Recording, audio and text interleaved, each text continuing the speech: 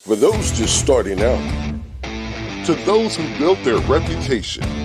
In the detail industry, navigating the course is a daily grind. This is Play-by-Play with industry professionals tackling topics and offering tips to help improve your game plan. Now, here's your Play-by-Play. All right, what's up, everybody? We are back with another episode of Play-by-Play, and we have our boy Nathan already in here, but that's cool. We're going to leave him in? No, we were going to drop him in the waiting room? Sorry, Chris is dropping the ball.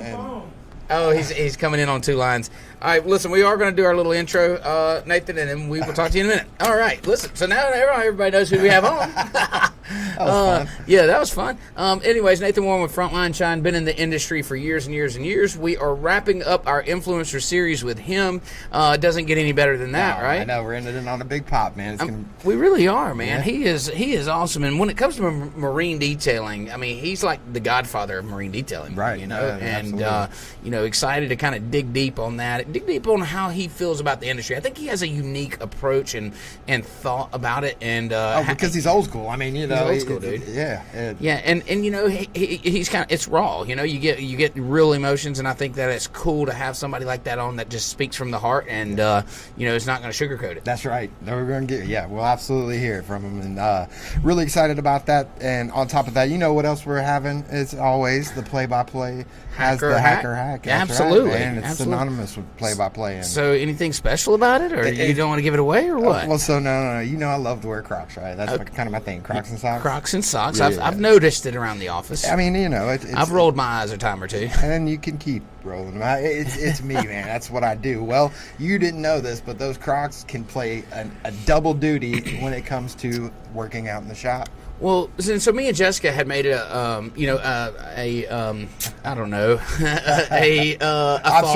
observation. Yeah. And we are thinking maybe there's a correlation between the Crocs and socks and your relationship status. You think that could be we think that it may have an impact on your relationship status. The socks and Crocs. It's Crocs and socks. Oh, it's Crocs and socks. May have, maybe having a negative impact on your relationship status. So anyway, so you may want to consider that. Or this could be the moment that the lady out there that the special one, the woman of your dreams, Crocs and socks too, has just totally fell in love, got the hard eyes, gonna message into the show and say, you know what? I knew there was a man out there, a bearded fella that loved to wear his socks and Crocs and socks. Yeah, I was proud of. Yeah, man. Okay, maybe that happens. We'll see. We'll be holding our breath.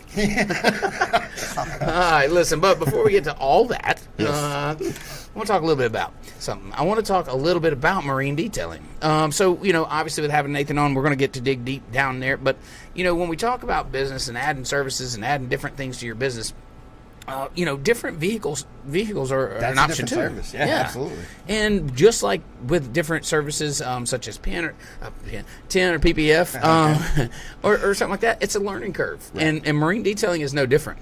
You don't just wake up because you have a mitt and a bucket and decide you're a marine detailer. And so, I think that to discuss a few of these things that that you need or that you need to know is important if you're adding that to your business. So when you see someone in those groups say, "Hey guys, just landed my first boat. Anything I need to know? What do I do? Or how much? And we always kind of laugh a little bit. I was talking with Angela, actually. I can't think of the name of her business, but I was talking with her yesterday. She's a very prolific marine detailer, and so we were joking about that, how these people come in and they say, hey, I just landed my first boat, 30, 40, 50 footer or whatever, what do I do? And it's a lot, man. It's a lot. It's a big difference. And first thing we need to talk about is the mindset. When you go into marine detailing, it's a total different animal than automotive. Okay. Elaborate. What's the biggest difference? Okay, biggest difference is like if you're scared of heights and you're at the top of a building, what do you not do? You never look down. Okay. When you're detailing a very large boat, right, same concept. You never look down. And what I mean down, I don't mean down vertically, but horizontally. So when you're polishing a big boat, 50, 60, 70 footer, whatever, or even a 20 or 30 footer, if you're used to polishing a car, a fender's this big, okay? Yeah. A boat, even at 20 or 30 feet, is 4 foot of wall times 30 or 20 or 30, 40 feet. And so you don't look down. You focus on what you're doing, little steps along the way so you don't get overwhelmed. I was about to say, it's not because you're afraid of falling. It's literally Because because you you're don't afraid- want to see What how all much you got to progress do. you Yeah, what all you have left to do. That's hilarious. It's terrible, but that's the truth. Right. You know, you stay focused on it. And you go into the, you know, the inside or the top side of the boat. It's the same concept. You know, you take it step by step and you break it down into chunks that you can win, and then move on, because you will get absolutely overwhelmed. And boats are a different animal, you know. Right. That gel coat, it's pretty easy, right, to work with? Well, you know, no, it's not. You know, because it's just like paint. It's all different. Right. So you got boats that are really hard gel coat. You got boats that are really porous gel coat. Oxidation's a different animal. And then a lot of boats are white. Okay. Right. The problem with the white is it's hard to see the oxidation because oxidation's white. Right. So a lot of these new guys jump on a boat and say, "Oh, and they'll listen to the customer. It just needs a good wax, Just for good coat of wax, thick coat of wax. And so they start to put wax on the oxidation, and it doesn't stick. And then it starts to look terrible. And then they're like, "Oh shit, I've messed up." Right. You know. And so these are just little things in the detailing world, marine detailing world, that are a big difference in cars. Now with gel coat, you got a lot more to work with in most scenarios. So your rotary buffers, you can really get on them and grind on them a lot harder. You can sand a lot more aggressively to knock stuff down. You use heavier cut compounds a lot to just move material. Right. Because with oxidation, so like you may have, you know, in clear coat, you only have just a little bit, a couple mils to work with. Well, gel coat, you got 1/4 of an inch, 3/16 of an inch. You know, it's thick, so you can take it down. Now, in saying that, you're also, as you start to sand and polish this gel coat, you are taking levels down, and then the closer you get to the fiberglass, the more porous the gel coat is. Okay. So you could be doing the customer a disservice by additional sanding. So, you know, it's like any other thing. You know, it takes experience and training. So if you've like got boats down, right? Could you immediately take that skill set and take it to an RV and have the same results? No, different. What if you approach that with the same heavy cut? Well, you'll go right through because, you know, a lot of it's Phylon that's really thin gel coat. And so you got to be really careful on campers, even though they call it gel coat on some of them. It's really thin. Now, the front caps typically have, somewhere close to what's on a boat, maybe about 1/8 of an inch or so. And there are instruments out there that will measure gel coat, but like they're not feasible for a detail shop. You know, these are like scientific, stuff that measures thicknesses of different different materials. But as far as I know, there's nothing that's really cost effective to measure the thickness of gel coat. And the thing about it is, it's not like burning through when you burn through paint. It's not like just an instant and it burns through. You can start to see it thin out. Well, right. You start to see it, so you're not just going to go, "Oh shit, I just burnt through the spot." Like you would see that coming on pretty quick. Now you can burn the gel coat a little bit, but these are little things that you got to figure out. This is all things that are different about gel coat than it is about than paint or detailing vehicles. I read somebody who had mentioned that they just approached the RV like a car and instantly regretted it because they didn't realize how thin that layer was. It's thin. It's very thin, and we get calls all the time, people trying to get into the marine detailing world, and and more than welcome to come on in. We there's more boats than all of us can do put together, but you just got to know what you don't know, kind of thing, and making sure that you're getting a good training, just like adding any other service. I mean, you wouldn't go out and just start throwing PPF on people's vehicles. You're going to train. You're going to figure it out. Well, marine detailing is the same way, and you need to do that. The IDA now has a marine detailing certification course, that you can take, but again, just like the automotive side, it's not to train you; it's just to kind of validate. So what but so you got the training aspect of it. Products are another thing. You can mix and use some compounds and polishes from the automotive side and get decent performance from them. Now your sealants and your ceramics and stuff, they really need to be catered towards the marine industry because usually they're you're not looking for the same gloss and shine. You're looking for thickness and longevity. Right. Yeah. Durability. Man, you're full of words today. It's like a walking thesaurus. Yeah, you are. It must be the Crocs. Yeah. They're osmosis. They're porous too. They're very porous. No, but so some of the chemicals will cross, like in your polishing pads. A lot of them you can use over. I mean, we use a lot of the same ones here, but then our wool pads that we stick on the rotaries that we would very rarely use on a car. I'm not going to say we wouldn't use them because we have, but it's very rare. That's very common that we're going to use on a boat. And then, of course, our sanding, where we're using Merca, right? That's a huge provider, but I mean, they do that well. Oh, they do that well. And the thing about it is, I was having this conversation with a detailer earlier, and he was getting pigtails in what he was sanding. And it was actually an automotive hood, but this same concept goes. Merca figured it out with the Abralon pad because it's a mesh pad. It's not paper. Okay. When you sand them with a paper pad, that paper can break up, and then it gets between the sandpaper and the boat, and it starts to hook with the rotation of the polisher. And it puts a pigtail in it. And that pigtail is usually deeper than the sand marks. It cuts it, So now you got to sand out that. And trust me, if you've ever done a dark boat, and I know most people that's done boats has been through this, and you've had to sand out pigtails that you put in, it'll make you want to cry. Oh, this will be a good thing to bring up with our guest when we bring him on, Absolutely. because I'm sure he's seen a pigtail or two. Well, speaking of our guest, I think let's bring him on for a second time. All right. Nathan Warren. Let's talk to him. Let's welcome the man back. All right. Now we got this right. My brother, you're a little sideways on us. You want to rotate your phone and see if we can't get you? We can just turn our heads. Try doing it one more time the other way. And it'll pick it up. And it'll, There we go. Perfect. Nice. How's it going? Like Dustin told me, good. How y'all doing? Is that? Hold on. There it is. Okay, cool. That must probably have been Yep. Man, I tell you, you got a beautiful view over there. I wish I was sitting wherever that is. It's sitting next to Ryan. I'm right.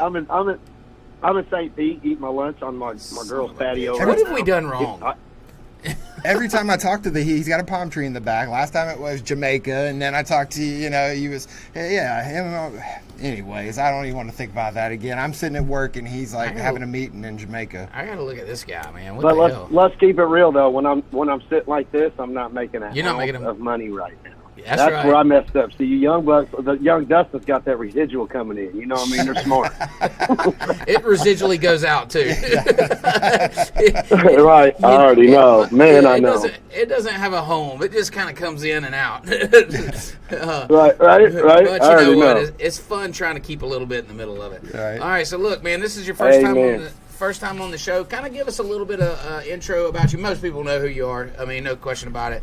But just maybe for the new guys that are watching that don't know, a little brief introduction about who you are. Nathan Warren. Been detailing cars, motorcycles, boats for 30 years. On my own in my own business for 21 of that. Just a passion for detailing. Did detailing long before ceramic coatings come in and dominated our industry really heavy. Long before the industry turned into a insanely growing industry like it is. It's incredible. It's wow. Long before the social media, long before all that, I'm Nathan Warren. FrontLineShine, Indianapolis, Indiana is my originating home. I'm incorporated down here in Florida. I'm leaving tomorrow to go back to Indianapolis. And I'm trying to set up to where Indianapolis is a running entity, and if I could only find somebody to run it or just buy it on contract, I'd be a happy camper. Yeah, no doubt. I'm putting it up. I always put that out there on these podcasts. Indy's for sale. Yeah, for details that are watching. It's a turnkey business. But anyway, I'm trying to grow something down here in Florida. I don't want to get big. I don't want to do what I did in Indy. I don't want to do any of that. I'm an old school detail dude. That I've been married. I've been wealthy. I've lived the Dustin life and back in the late 90s, early 2000s in my area of Indy. You know what I mean? Like I had the $1 million detail shop back before the $1 million detail shops were a thing. In Indy, and it wasn't a big deal. It was just a garage or warehouse. But in that's me. I'm Nathan Warren, and then I detail boats. I've been kind of mapped as the boat guy in a sense, which there's several others, as we know, including Dustin. I mean, I could throw names around for days. Parker Richards, Chris Greiner. I mean, we could keep going. There's a ton of boat dudes out here. Yeah. But fortunately, over the years, I think my OG experience and doing the things that I've done over the years has helped me map me on this side of the industry. And now add social media and all the internet stuff and podcasts like you guys, and here we are. Yeah, and I know you got your start with some pretty cool, some pretty cool clients, right? So tell me how you landed the contract for not only the Colts but also for NASCAR. Well, it wasn't like so. It wasn't NASCAR. It was IndyCar. Indy. Tony Stewart was a customer of mine and his dad, so that relates to all. Did some NHRA, a lot of Indy and IRL, and kart back when it was IRL and kart. The difference between IRL and kart, it was a mix and a moss-up back then. But my stepdad races Formula Atlantic, and he's always been kind of a wrench. He owns several different businesses, and then he was the head of, you guys probably saw me at the Indy 500 if you pay any attention to my social media. Yep, Not the Indy 500, but the Indianapolis. The Indianapolis, those vintage cars, my stepdad's the wrench on 3 of those. He's the head dude, the technician for all. So he's also the vice president of operations for this guy's big real estate company, and he owns like 30-some-odd collector cars. Nate started doing those cars as a kid back in the day. That led into them knowing IndyCar people. I grew up in Indy, used to go to Speedway elementary school till 6th grade, and then moved to the school district just west of Speedway. So I grew up Speedway. I mean, I'm an Indianapolis boy, born and raised. And so I had friends that were on chief mechanics of teams, and actually what led me into Indy solely is my childhood best friend worked for CNR Radiators. He was a engineer and designer, a CAD guy or whatever. I don't know all the terms in their industry. He designed the radiators for NASCAR and Indy. And Tony Stewart's dad, Nelson, worked at CNR Racing in Indy, and it was all network. Yeah. I used to be kind of like that guy that was just in with all the cool stuff back then. I was young. My business was energetic. So I got plugged in with those type people. I went up to the Colts complex, which was right down the street from where I grew up also. Threw out business cards and that on windshields because the Colts would be training, and I just do windshield stuff. I mean, we didn't have Facebook. We didn't have all this. We didn't have. You better get out and beat feet and have a Yellow Pages ad. If you're a baller, you had a Yellow Pages ad. Absolutely, I had a that's quarter true. of Yellow Pages ad. So I thought I was doing big stuff back then. I mean, I remember I got my first Yellow Book ad, and I'm like, look. You know, I'm showing my son who was like 7, and look, Dad, we're in the Yellow Book now, you know, and I had a beeper, you know. But that meant you were official. If you made the Yellow Pages, you were official. Yeah, it absolutely did. So, it did. So, anyways, real quick. So, my bad. So, that all led into meeting Nelson through the best friend of mine, Tony Stewart's dad, led into other IndyCar things. And then I have friends. I still have a really good friend that's chief mechanic of the Andretti's. I actually did an IGL video shoot in the garages at Indy. In the Andretti's garages during the month of May. This has been a while. I got the video somewhere, but back when I was hanging with IGL real tough, and right before I became the Marine director, Marcus Parsley come to Indy, and we went in the garages and did a big video shoot. I was the plug on that. That's cool. My buddy's the chief mechanic of, I think it's Ryan Herta. He's somebody else now, but he's still in the Andretti team. So long story short, it's just Indy networking is what led me into that. And then, I did Tony Stewart's personal stuff. I used to wash race rigs. I had a mobile. We used to go out and wash all the race rigs, and then that led into NHRA. So I went into Don Perdome's place, and we used to wash and wax. I'd have scissor lifts dumped at the race team's shops, like during the Nationals in Indy. A week before, we'd have scissor lifts dropped at 2 or 3 different places, and then we'd go around with my crew. I had a 6-man crew back then. No. And we'd wash and wax all the rigs for the Nationals because all the big rigs real were sitting quick, all pretty. Dustin doesn't. Dustin does, I know, but he doesn't. What was in HRA? Isn't it where they did the drag? Is it the drag racing? Is NHRA the drag racing? Top Fuel and Funny Car. Yeah, Top Fuel. Yeah, National Hot Rod Association. Absolutely. Nice. Okay, all that's in Brownsburg, right west of, not all of it. John Force. There's like 5 over there. Antoine Brown, like the Team Army, the Schumacher team. Those guys are like in my neighborhood also, pretty much. Wow. So I built my first house across the street from that big industrial park of a race conglomerate out in Brownsburg, Indiana. And I started washing race rigs for the Nationals, and then that turned into waxing them and polishing all the metal, and that was a whole nut, dude. I don't want anything to do with it. I see all these guys washing rigs and RVs. I'm like, go ahead. Yeah. I'd love to have a crew that makes me money doing that, and I just snatch a little percentage off of it, but I don't want no part of that. So, you've been in this industry for a long time. I mean, like we talked about. And one thing that's that I know that you've been a big part of, and I know that you've kind of positioned yourself as a leader in, but that's trainings. And I'm just curious how, when you noticed the training starting to take off, because I know when I started, detailing, it's been about 11 or 12 years ago now, it was minimal, and it was figured out. And so now trainings are on every corner, basically. When did you notice that starting to pick up? When the ceramic coating game kicked in pretty heavy, as it's grown, so is the trainings. But I believe that all of us shop owners know the real way to ceramic coatings is the basic detail and the prep work that goes into it to get it to the point. Yeah. I tell all my customers, like, if you watch me put on a coating, you probably want to smack me because it's so simple. It's the prep that goes into it, you know. So in that came, I believe, a lot of the training. Hell, I've been training staff and employees for years. Yeah, absolutely. And there wasn't, you know, the books. You better get the Mike Phillips or the how-to detail manual and all the kings of this back in the day. That's you could go to the library. I lived in Indiana, so we were late on everything. You know, we get a book in the library 10 years after California seen it. You know what I mean? That's crazy. Or Florida or whatever. Yeah. So, and then I seen stuff going on down here. My dad lived in Lauderdale my whole life. I'm pretty much 5 on. He lived in Fort Lauderdale on the Treasure Coast. And that's where I always seen detailing all the way up into my teen years. When I started doing it, I really obviously started paying attention. It's everywhere down here. It's rampant. I've had the hardest. I've told Ryan before, this has been the hardest down here the last 3 years that I've ever come by in business, besides when I was young and starting up mobile back in the day in Indy. This has been a bear, y'all. It's been hell. What do you attribute that to? Just so many details in the area? So many detailers, especially in Pinellas County. I'm where Anthony Carrera is. My RV's like 5 minutes from the candy shop. I'm right down the street from his. Love him, I rent space off him. Great dude, great. He's my pal. He's a good dude. He knows the real Nate. He hears the rumors about Nate, but he knows the real Nate. There's a few of them that do. Yeah. And Speaking of rumors, Dustin, all these. There was a rumor that you didn't like Nate, I think, out there going on. You want to clear that up for us? Let me tell you. You know, I heard that. Here's the funny thing: is like you ever heard something about yourself and you're like, what? Like I was like, what the fuck? You know, we can clear the air. You know, I have nothing but respect. And you know, when I found out, of course, I texted you immediately. I was like, hey, bro, just clearing the air here.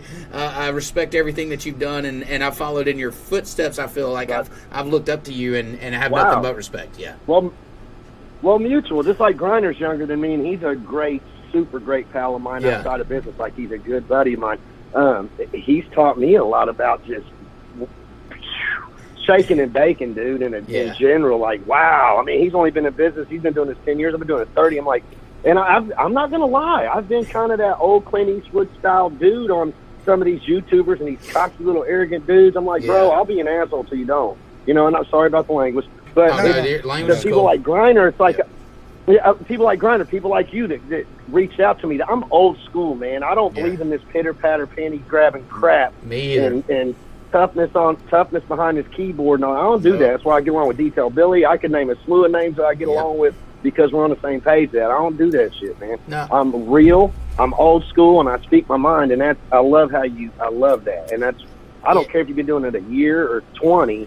If you're doing it right and I respect you. You know what I mean? Yeah, same here. You know, like, you know, I'm of the, of the opinion if there's an issue, just address it, and that way we don't, and that's why we don't have issues. You know, like not you know, we don't have all that stuff going on. No, we don't, man. We're happy to be here and, you know, have our little space and contribute any way we can in a positive manner. And look, we're not into the bullshit. I love it. You know, we're just here to have a good time. I love it. We want to add to the industry, add value. Absolutely. You know. Yeah. Speaking of value, Yeah, go ahead.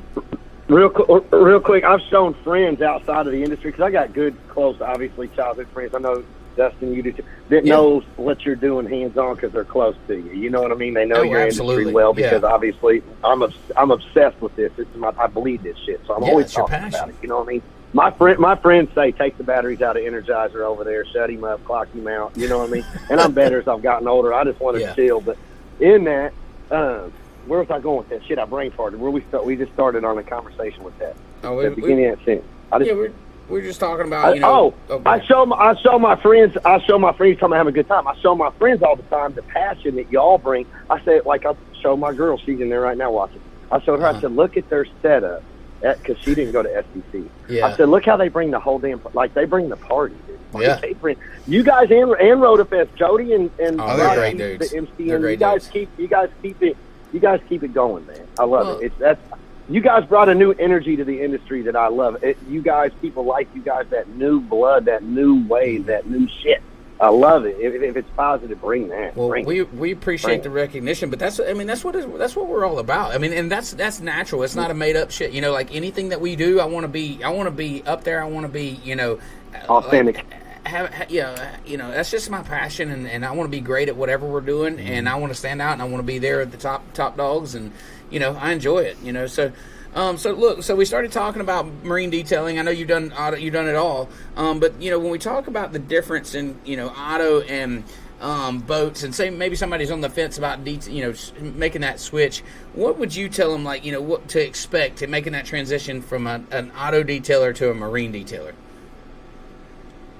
Please get educated first, please. Yes. That's serious, because you're stepping into a whole new arena, y'all. Like, it ain't just, I know how to do base coat, clear coat no more. It ain't none of that.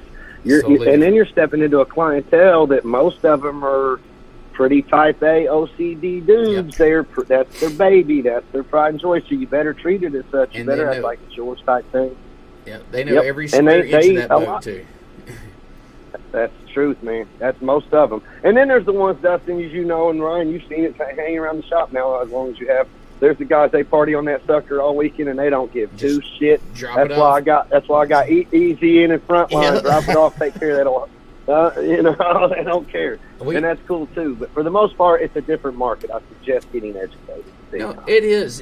And, when I mentioned they know every square inch of it, like a lot of the guys, so when you're detailing their boats, they already know what they want you to do. Like, it's obviously they want you to do a great job, but they're like, there's these areas, the bilge and the compartments and these little areas that they're going to be looking for.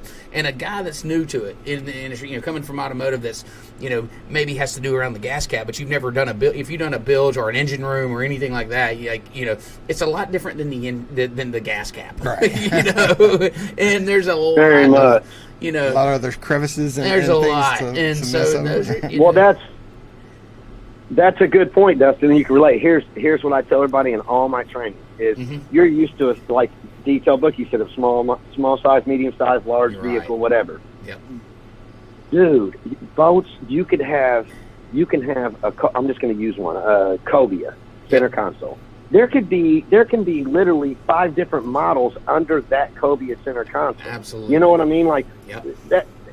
You're dealing with like, dude. I still walk into shit shows myself that I didn't do enough homework in the estimate or whatever, or a good enough test spot. And that's where I fail. That's where some of the newer guys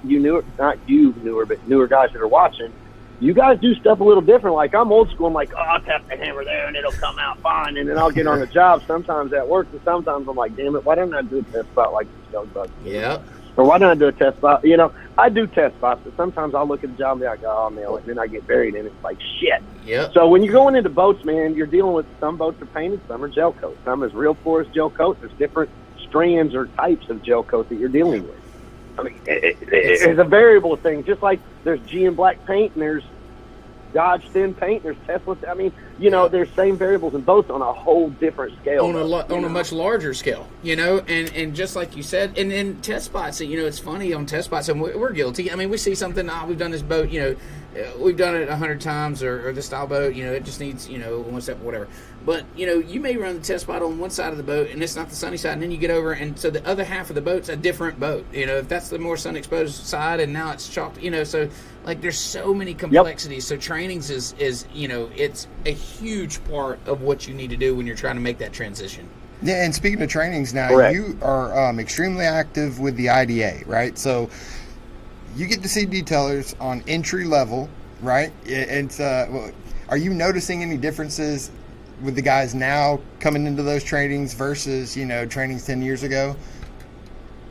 How they come in? Hell yeah, big time. Huge, yeah, big that too. And then I do want to disclaim, I'm not as active in the IDA as I used to be. I stepped back to give other, because some of you that don't know this, I hear a lot of scoffing about the IDA. The IDA is like our Freemason, it's our little networking thing. It's not necessarily direct for your business, but it does help your business. I promise. Is it going to feed you customers? Not necessarily. It's plugging you into the mafia of detailing. And I'm not saying detail mafia. It's plugging you into an organization of like-minded people, and it's huge. So with that being said, Ryan, yes, I'm noticing that. And it's obvious because I sit on the board of directors last year with the IDA. So I got to hear everything, every test development, literally everything. Yeah. And in that, we developed, I sat on a committee that helped develop the marine certification test through the IDA. We've never had that. I mean, now we're talking language to where we're offering a marine certification to put on your wall.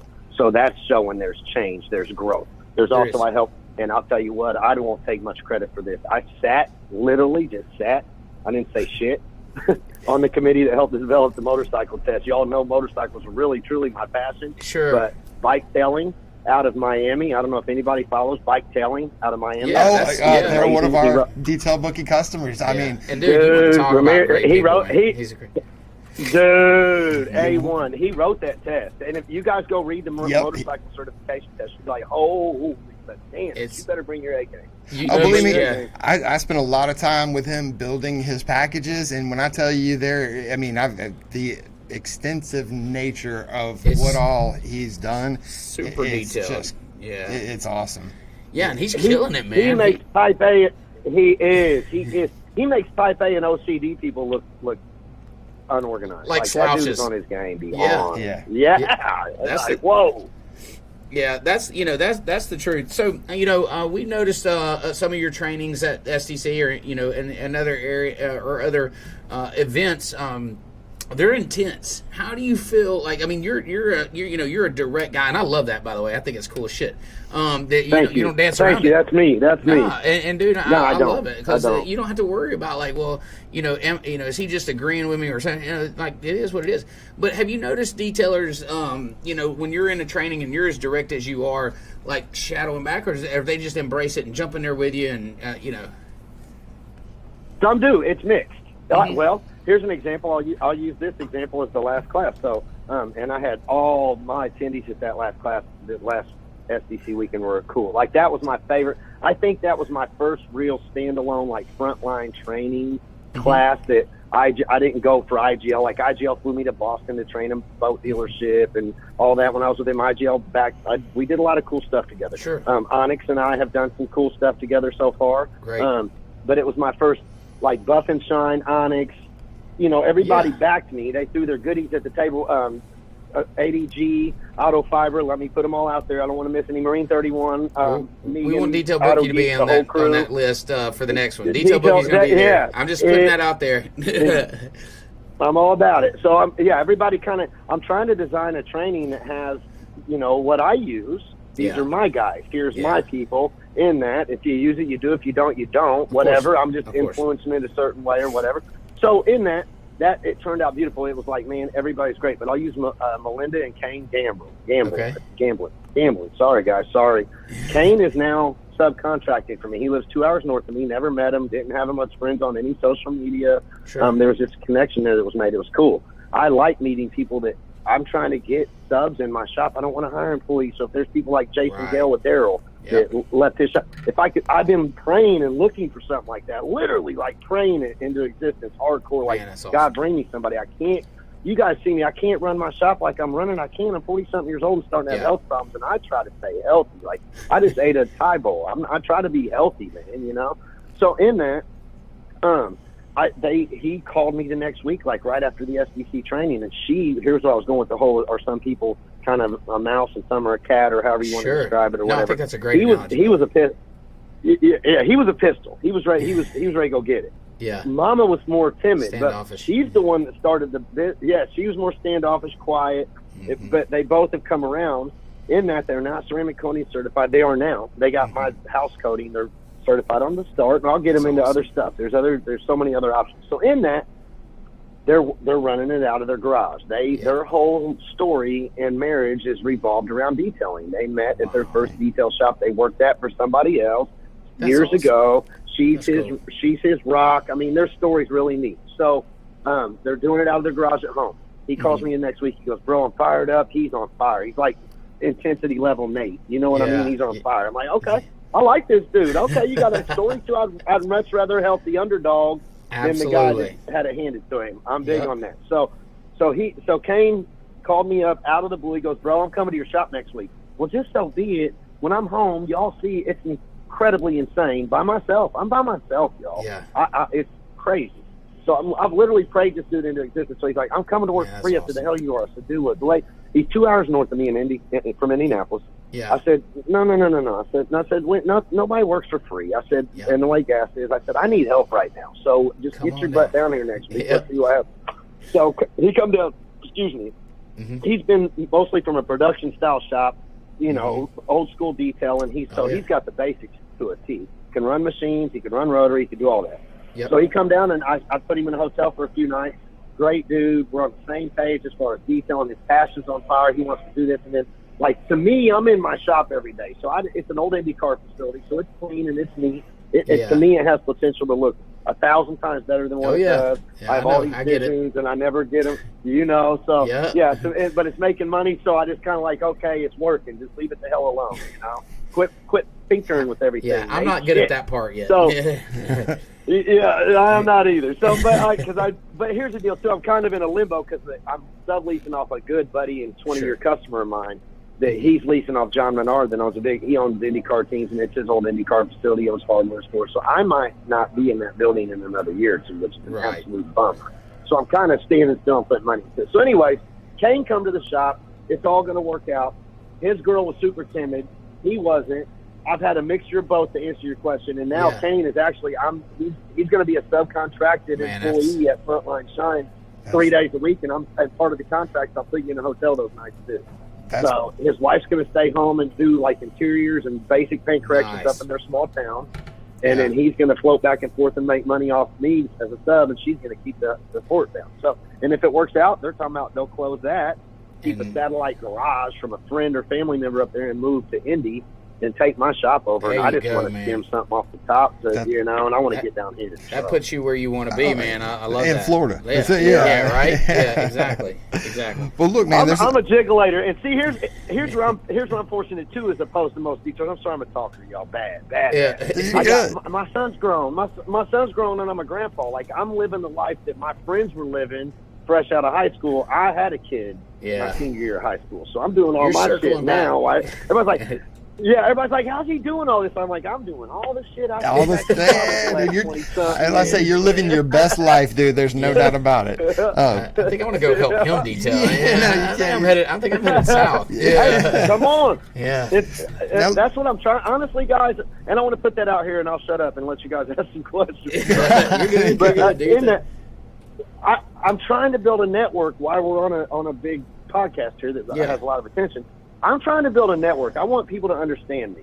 I'm trying to build a network of reliable, passionate detailers that have their skin in the game to where I don't need employees. I don't want employees. I can call Jeremy Conforti. He's another one of my homies y'all see me with a lot. Griner knows he could tap me in if needed at any time in Arizona as long as it's playing. If it came to the point, Dustin, you have 1 million employees, but that type thing, like you could tap in with me, I tap in with you. I don't hire employees. Show me your proof of insurance. Show me your shit, and let's get at it. You know what I mean? Let's go. Yeah, and I think that's where I'm at. Well, I think there's a big piece of the industry missing right there because there's so much work out there, and there's and it's listen. I mean, we all know that there is a lack of professionalism in our industry, and so when you find someone that can meet your standards and do the type of work that you do, and your customer service has got to be right there with it. Detailing's one, customer service has got to be right there with it. Right. Yeah. So when you find those people and you can put them to work and y'all can work together, it makes sense, and I think it's definitely a huge portion of our industry. And that does bring me to my next question because, in that same vein, there's a lot of focus on learning how to polish, right? Everybody wants to be the best polisher, but we know that there's not as much focus on actually running the business side of things. So what are your thoughts on that? Ryan, you and I talked about this. So, I've seen myself in the last 20 years in business, looking back, and that's where you see blessings. That's where you see where you could have made a change, or a change was made that you didn't see that was for the positive later. I was like, oh, that happened for a reason. The people you've come across, it's wisdom. It's wisdom. A lot of people are like, how do you know? Dude, because I screwed a lot of shit up. Billy said it. You don't become a winner without failing, man. Billy Bogus said it at the award thing with something similar, not verbatim, but he put it out there. Like, you think I've become a decent detailer? Do you think I'm able? Here's another thing. I get a lot of flashback from, he's a trainer now. He doesn't know boats. And okay, well, dude, I'm not. Listen, I'm just passing my knowledge on of 30 years screw ups that I've screwed up to try to help you. And if some of these dudes realize that they didn't have what they have nowadays and we had when I walked to school barefoot 3 miles in the snow, what I'm saying? Like,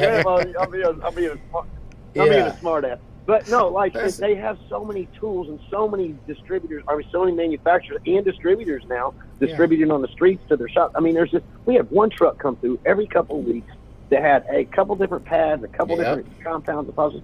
So to answer your question, Ryan, on all that, I have people ask constantly, "Well, I want to learn how to buff." Really? Okay, cool. You know how I learned? I worked in an auction, at dealerships, body shops where there was a paint booth right there, and the painter would get pissy. But there was a couple times he had to repaint stuff back in my younger days because I jacked it up. And like Jason, I've heard Jason Kilmer and Aaron is right. The KXK dudes. Yeah. They grew up around the collision industry, and I've heard them say in their trainings, we don't care about burning because we know you could always repaint it. Like you have a painter on hand. If you own a real detail shop, you got a painter.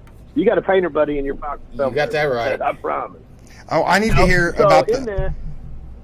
Listen, we got a really special question coming from a very high influencer as well. Mr. Griner wants me to ask you about the Uber. Tell me about Uber. Yeah. I can't wait. I'm never gonna leave that one down. Tell us about the Uber. I am known for hot-headedness. I'll own it. I'm an old man at this point. And I'm trying to calm it down a bit. I just get so intense and so passionate. Yeah. And there's a time and a place, but I will disclaim this before I say what I'm going to say. So you all watch Griner. Anybody that watches anything boats watches Chris Griner out in Havasu. Yeah. And dude, his shop I thought I ran production back in the day with different detail shops I ran as a kid, or my shop doing the dealership wholesale work. A lot of it back in the early 2000s. Yeah. No level like that. So understand it's Arizona heat under pressure. His secretary / right hand in the office, Patty. She's excellent. I don't want to take nothing away from her. Yeah. Love her. She bought me a bottle of vodka for my birthday. I just cast it out this past weekend. Nice. She's cool as hell. Well, she come to me. Everybody pulls at Patty because she deals with the customers. So she's always trying to please the customer and please Chris. I actually feel sorry for her because she's torn in the middle. Torn. Oh, she's torn right in the middle. Yeah, bad. So she come to me, not wanting to piss Chris off and appease the customer. And I was production manager that week when I worked out there per se. Label it however, whatever. No label. Just I was helping him run shit. Just get it done. So he needs a production manager. He really does. Bad. Like that just handles getting he has a dial. Don't take it away. So anyways, Patty come to me and I said, we can't do that boat tomorrow. No effing way.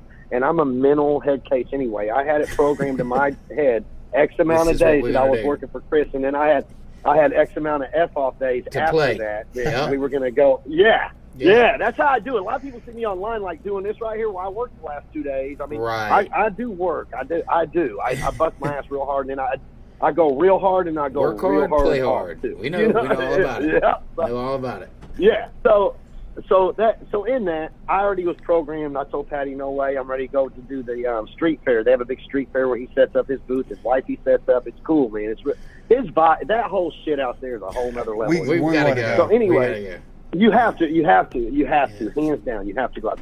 So anyway, Patty went around me and had the boat brought up anyway. I said, there's no effing way we can get it done. We're stressed out. I spat. The boat showed up the next day. I spazzed out. Fuck this. I'm catching an Uber out of here. F this shit. I was sweaty, on one, pissed off. So Chris, every time anything, I was like, oh, that's great. So did the boat get done? I'm just curious. Did the boat get done? It did. Chris don't play, man. He kept 3 dudes there. That dude don't play. He don't play, man, at all. Yeah. You know. And I worked on him for a hot minute, over a year, to get him on the software. I mean, it was, because he knows, like, his process. He knows what like, he's already got it down. And so he didn't, initially see how we could make what he does happen with software. Yeah. And boy, did, See, that's me. Yep. Well, and it's, listen, when you've done stuff for so long the same way, it's really hard to think, okay, well, how do I make this happen inside of a computer? I mean, that's the name of the game. I'm such an old head. I got a schedule book in there in my backpack. I mean, it's raggedy. It's scratched up, but it works. It's 20 years. It works. You know what? I laugh at you guys' advertising when I go on your Facebook, the Sasquatch dudes. Which one? Still doing it the paper way or whatever. Yeah. The one where you say, are you still doing it by paper or whatever? There's like Sasquatches or whatever they are. That's me. I'm like, I'm one of the dudes. Neanderthals. I'm that guy right there. Look, so I mean, I still have the notebooks that I kept. I mean, when I first started, I still have those notebooks that I kept because that was my Bible. You know, that's what I mean. I referred back to it. And so they're literally still in my office. I still have the dry erase board that was like 16 feet long with tickets where I had tickets. I mean, so I get it. Like that's how I started detailing as well. And I understand, you know, like there's something about being able to go pick up a piece of paper and say, this is what I'm doing, you know, or go to my notebook and say, no, this is what I'm doing, and not have to go to the computer screen. Yep. However, we know that once we get things going in the right direction for you, software related, that the business and the software work hand in hand with each other. And so, you know, just like with you got, you know, it's just figuring out how to implement that into your style of business and letting you guys work with it, and building it out the way you want to. And I think we got a good line on it too. All I got to do is get some of your time, man. That's which, you know, time is that. I'll say this. Time, real quick, Ryan, I'm gonna throw a shout for you. Dustin, give his ass a raise. He's on point. I'm just saying, I ain't. He is. He's great. You're on point, dude. He's right now, and I'm one of them dudes. I'm not right now. Sometimes he's dealt with me patiently. I'm hard to deal with. I'm hard to deal with. He needs a raise just for dealing with Frontline. You know, his customer service, the way he deals with people and interaction, is exactly what I look for in someone that's here with me. You know, we don't look at it as like an employee boss relationship. I mean, we're partners in this thing, and we do these things together, and that's with everybody on our team. And it's customer service first. You know, the money will come, things like that come. It's make sure that these customers are happy. Make sure that we're going above and beyond, and we're doing everything that we can do to make sure that the people that we are interacting with are smiling at the end of the day, and we've done all that we can. And Ryan values those things, and you know, it's not something you can't teach that. You know, you have to find people that just organically feel that way, and Ryan absolutely does. That's him. But look, we got to be able to get him out of this. Yeah, we got to be able to get him out of this room, and his head's just swelling. Yeah, so I was about to say I'm just extremely embarrassed right now. But keep going. You said look, man. So you know, obviously love having you on. You know, the experience that you brought to our industry. I know that I've followed you for a long time, and I really appreciate you jumping in here and talking with us about it. And you know, when we're actually going to be doing a series later on specifically about marine detailing, we're probably going to ask you to come back on if you don't mind, and talk a little bit deeper about that. But look, man, appreciate your time and pulling you away from the palm trees and vodka. Where can everybody find you? Yeah. Where can they find you? What social media links? What have you? Real quick, I appreciate both of y'all too. I appreciate both of y'all. Hey, I appreciate being appreciated, buddy. There's a lot of that going on. Right? I'm Instagram, Google, Instagram, and Facebook most of the time. I'm trying to get out of Facebook, man. It don't do anything for my business much anymore. It really don't. I'm trying to get on. I'm old school. I'm trying to get with TikTok. Some of y'all are already killing all that. I'm just got like a video or two. Holler my boy Greg Masterson, dude. He's killing the TikTok game. Lord of mercy. Yeah. He's a monster. Man, have you seen his new shop? Hey, I mean his new store. Yeah, it looks good. Dude, he's are you going to make it out to SEMA this year? Yes. Yes, Sweet. sir. Yes, sir. I'll definitely get it. We'll be there. If anybody wants to Airbnb together, let's get a house. I'm down. I've been wanting to get a house the last few years. So we're definitely Airbnb. We're getting a house, and I know the IGO guys. We're going to try to get it somewhere around them. So we'll hit you up and let you know where we're going to be and see if we can make it all work together. All right. Hell yeah, man. Appreciate you, brother, man. Listen, look up to you. Thanks a lot for jumping on here. Respect the hell out of you, and we'll see you soon. Take it easy, brother. See you, brother. Likewise. Appreciate you. All right, appreciate you. See you. All right. Once again, third coolest guy in the room. That's my boy, man. He really has. We've spent a lot of time together working on that. I know you have. And you know what? Listen, I appreciate the rawness and the honesty, and like that's the guys you look up to, right? You know, like the people pleasers and the ones that's just gonna, you know, that's hard to get you anywhere, right? Guys like that's gonna move the needle quick, you know, and you know how I am. Like if I have an idea or thought or something, we move fast. I mean, that's the way he is. It's raw, man. Dude, absolutely. Yeah. I mean, he's going. That motherfucker will call an Uber and leave. He will. That's hilarious. Can you imagine though? Can you imagine being there when that boat showed up? Oh man, I want to know what Chris is. You know, was he in his office laughing? You know what I'm saying? Like watching him on the camera. I'm sure, like losing shit. Yeah, but it made me think. Like I know that I've done some stuff like that at this shop. You know, like just like okay, yeah, they don't think they can get it done, but we're gonna get it done. Actually, I did that this week. Could you have been? And I don't know if it was possible. possible. And so you put them in a spot, or is that what you're saying? Guys, yeah, like you know, put the shop, you know, like in a bind by like promising something to a customer. It's like, you know, but like Patty was in the situation where you got to make this customer happy. That's right. You know, and so you're going to piss somebody off. And who are you going to pick, the customer or an employee? You know, it's tough, but you try to juggle that. And again, I'm the kind of guy that I'll jump out here in the shop with them. Right. You know, if you've been out here all week long. Absolutely. And so, of course, it was a short week, so. Yeah, right. Well, it was the cooler part of the week. I chose the cool days. You did. No, I'm playing. All right, listen, that's enough about this. I know there's a special time coming up, right, Ryan? Favorite part of the day, Jessica. All right.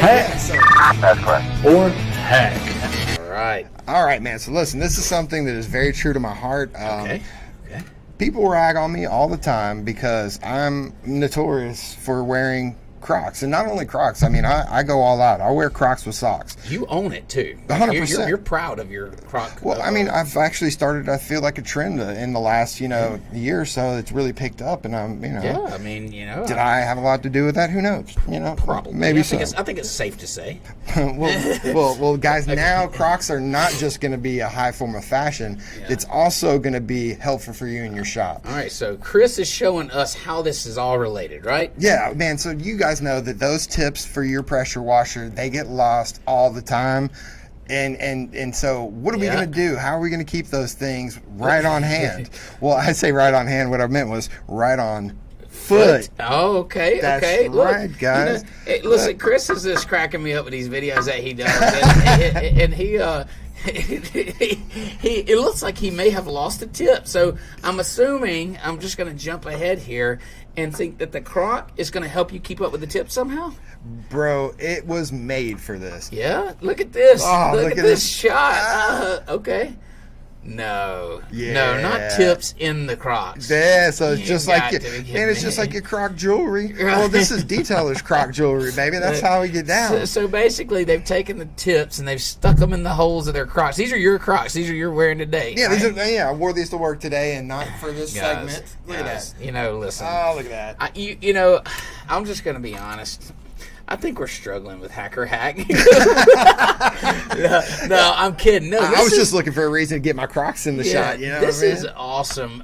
This is a true hack. Okay. All right. Listen to me. Okay. Let's do it. Let's run it down. This is how we run it to ground. I think Chris got tickled. See, this is the worst idea ever. Right. Oh, Billy. We got to put it to the test, and we got to see if this is confirmed or busted. All right, go ahead. Okay.